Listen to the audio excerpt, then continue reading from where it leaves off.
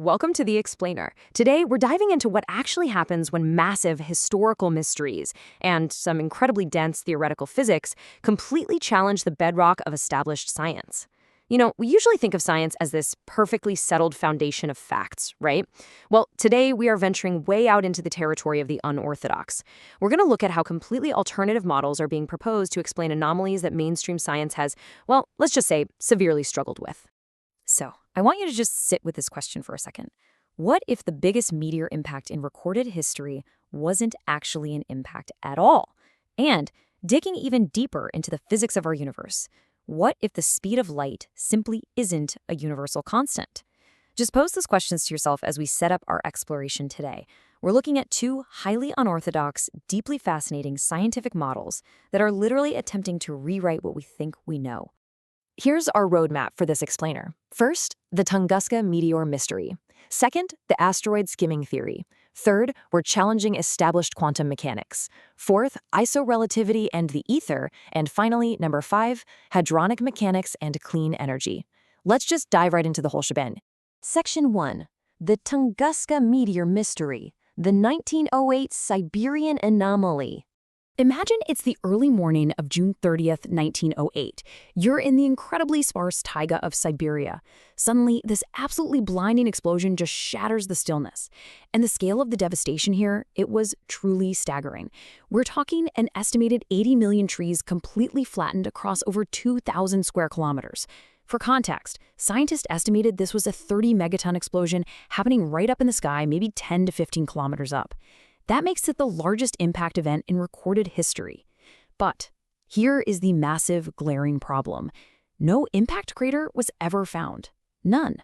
For over a century, this completely missing crater has just been this looming giant question mark for geologists.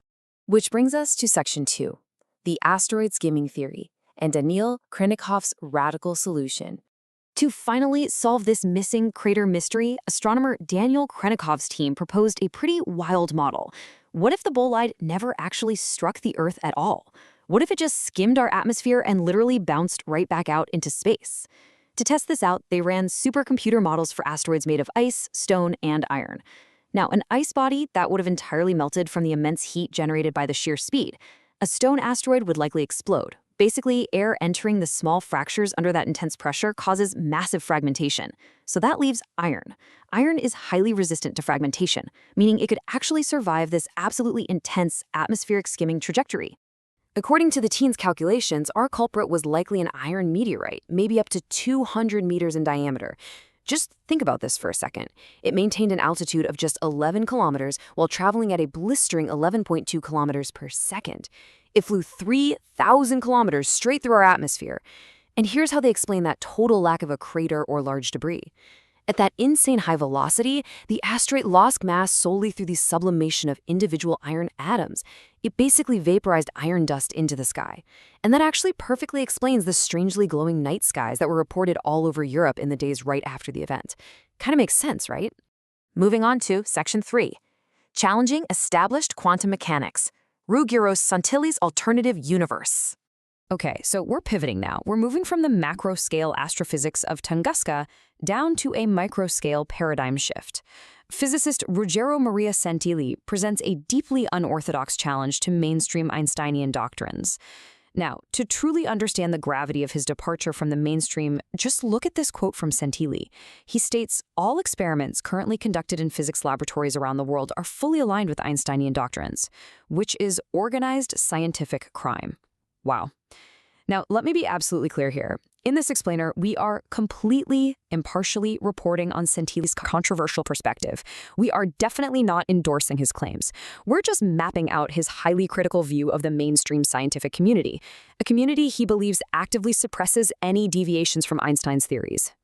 Let's look at Section 4, isorelativity and the ether, rethinking the speed of light. So let's step into Santilli's alternative framework. He calls it isorelativity. Now, at the very core of special relativity is the idea that the speed of light is a universal constant, right? Well, Santilli argues this is actually a manipulation of scientific reality unless you add two absolutely crucial words: in vacuum. Isorelativity proposes that the speed of light is actually a local variable. It entirely depends on the density, the temperature, and the frequency of the physical medium it happens to be traveling through. Santelli's main argument is that Einstein's special relativity only works for what he calls exterior dynamical problems. Think light traveling in a perfect empty vacuum, or particles acting at really large distances. But for interior dynamical problems, where particles are squished tightly together inside physical media, like water or, say, inside the hyperdense core of a star, the speed of light changes, and in his view, special relativity simply fails. The visual on screen right now clearly maps out his argument. Take a look at the top image.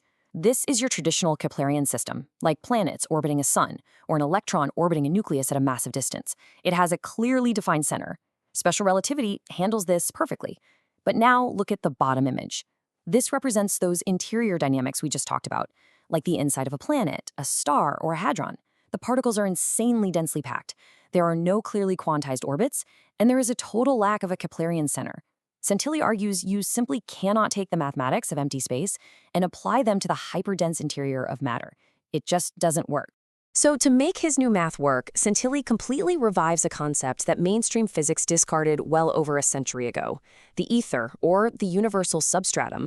Rather than space just being this empty, dead vacuum, Santilli's model proposes space is actually a universal medium bursting with extremely high energy density. He argues that, just like sound needs air to travel to your ears, light, and honestly, all matter, requires this ethereal medium just to exist and propagate. In fact, he goes as far as to posit that through this highly rigid substratum, hypothetical longitudinal waves could travel millions of times faster than light, which, if true, opens the door to unthinkable concepts like instantaneous interstellar communication. No way, right? But that is the theory.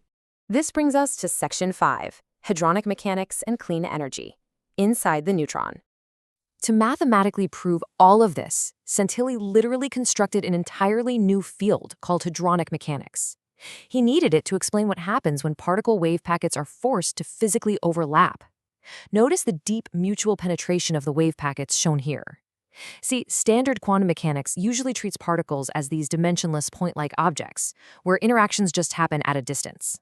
But hadronic mechanics argues that inside a neutron, or inside a star, these extended particles actually physically overlap and penetrate each other.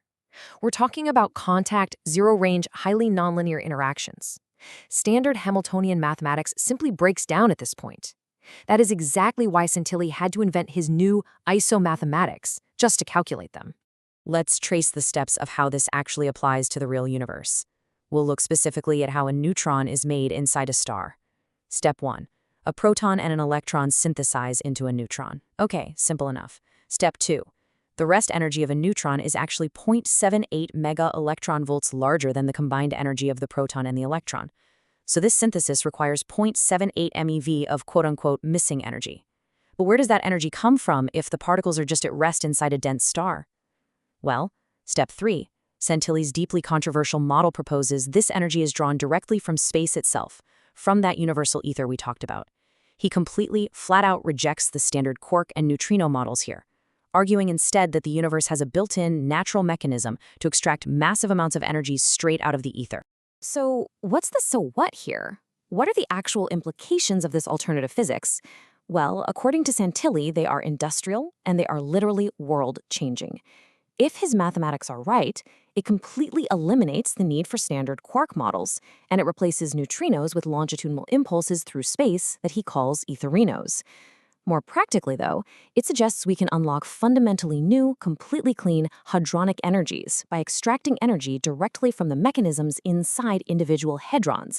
He even outlines processes for the safe, stimulated decay of highly radioactive nuclear waste, and he claims a brand new clean energy gas called magna gas has already been produced and tested using these exact principles. It's a real paradigm shifter if it holds up. We have covered some immense ground today, from an iron asteroid literally skimming the Earth and bouncing off to leave no trace, to a highly controversial physicist attempting to rewrite Einstein to unlock unlimited clean energy from the ether. And honestly, it leaves us with this final, really provocative thought. How exactly should the scientific community handle these fringe theories that fundamentally challenge established laws? I mean, is rigid adherence to a strict consensus absolutely necessary to protect the integrity of science? Or does that rigidity risk suppressing the very paradigm shifts that could, quite literally, save our planet? Think about that and keep exploring.